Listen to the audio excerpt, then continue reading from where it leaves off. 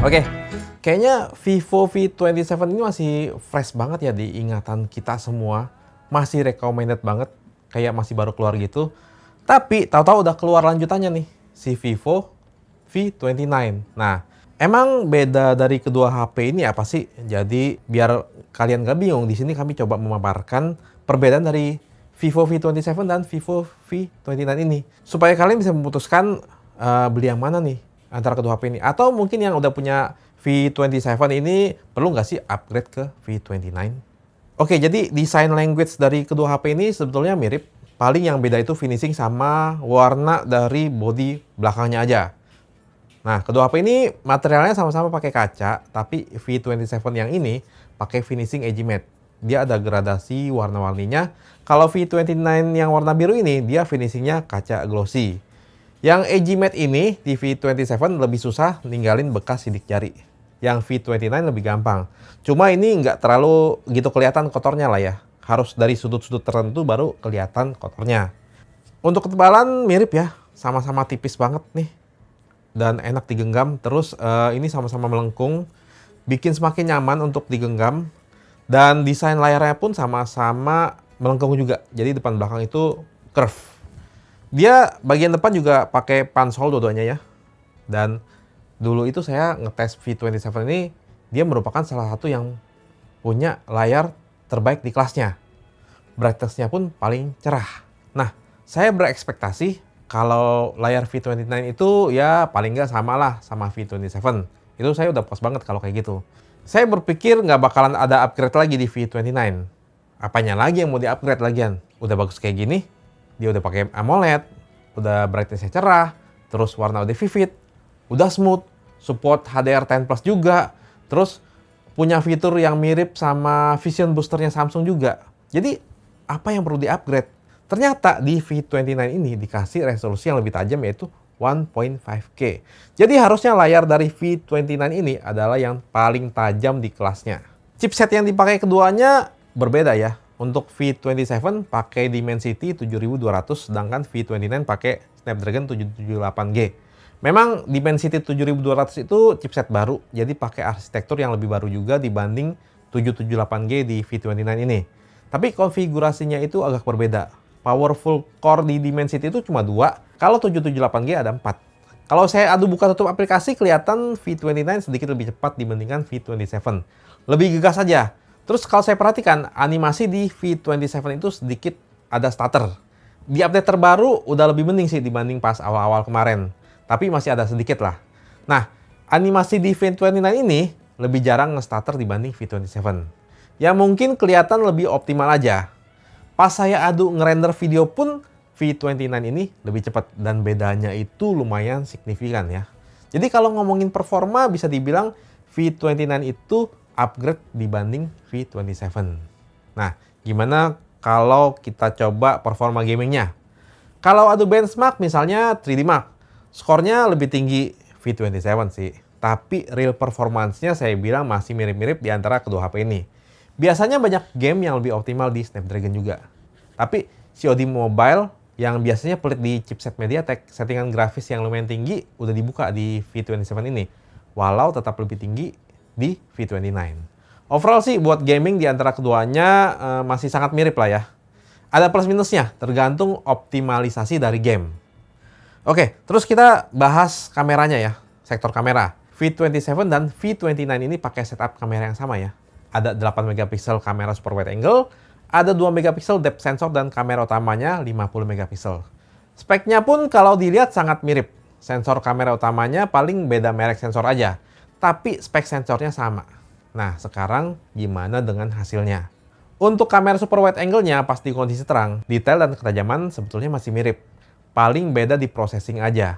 Warnanya agak sedikit beda dan kontras di V29 itu sedikit lebih tinggi. Pas di kondisi gelap juga processing warnanya agak beda ya. V27 agak sedikit lebih kuning. Dan di sini ketajamannya kelihatan beda. V29 itu kelihatan lebih tajam. Kalau V27 lebih soft. Dan perbedaannya nggak tipis-tipis banget, cukup noticeable. Jadi kamera ultrawide-nya ini saya bilang ada upgrade. Kalau kamera utamanya gimana? Nah, dia untuk detail dan ketajaman masih sangat mirip. Paling sekali lagi nih, Processing fotonya aja yang beda, dari warnanya yang sedikit berbeda, dan kontras yang lebih tinggi di V29. Untuk fitur masih sama, keduanya ada fitur natural colors, yang ini biar warna foto nggak terlalu vivid ya. Terus ada efek master juga. Nah, pas saya tes di 2 kali zoom ke atas, sebetulnya keduanya tajam, nggak kayak digital zoom biasa. Tapi pas diadu di 3 kali sampai 10 kali zoom, kelihatan kalau V29 hasilnya bisa lebih tajam lagi. Jadi di sektor ini juga ada upgrade-nya. Pas saya tes photo backlight, terlihat kalau hasil dari V29 itu sedikit lebih lebar dibandingkan V27. Dan area gelap atau shadow di V29 itu juga dibikin lebih terang ya. Keduanya ini punya mode portrait pastinya, tapi detail di wajahnya itu beda. Hasil dari V29 detailnya lebih tajam dibanding V27. Kalau urusan skin tone yang saya lihat sih V29 lebih akurat. Terus efek bokehnya kalau diperhatikan juga sedikit beda ya. Tapi keduanya sama-sama bagus. Dan walau nggak ada lensa tele, keduanya ini ada pilihan 2 kali di mode portrait. Dan ini bukan cuma crop, dia bisa mensimulasikan perspektif lensa tele optikal. Jadi kemarin tuh Hengki ketinggalan buat bahas performa low light kedua HP ini. Jadi saya sadar pas lagi ngedit, tapi nggak apa-apa saya yang tambal aja.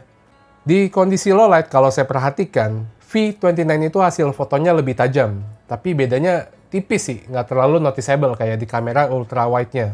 Terus kontras di V29 juga lebih tinggi, kalau di V27 itu kelihatan sedikit lebih terang ya.